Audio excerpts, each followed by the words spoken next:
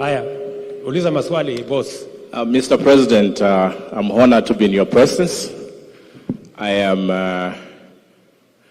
my name is Tom Mongosi. I am from New York. But I am a very, how can I say, I'm a diaspora farmer. In that, I mean, I do a lot of acreages in Narok for wheat. But I know, I'm not too sure, but I know it came to your attention that this planting season, I lost over 250,000 on fake fertilizer, which was sold to us by the National Cereal and Produce Board.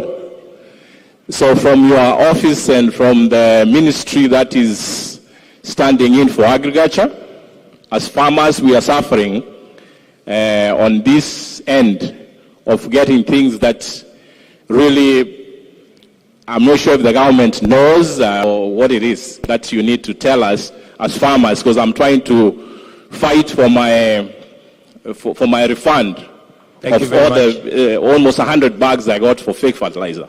I will answer you right away. Number one, we asked every farmer who bought fertilizer that was finally identified not to be good to register, and 7,000 farmers registered.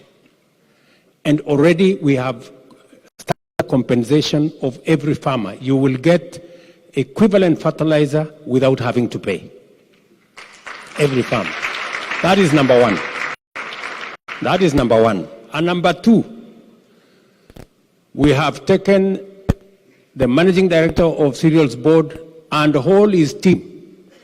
They are now waiting for prosecution. We have already sent them out of office, and we are going to deal with them firmly and conclusively. Are we together? So we will not only refund you, we will not only give you, replace your fertilizer, but we are also going to deal with the crooks. Yes, let me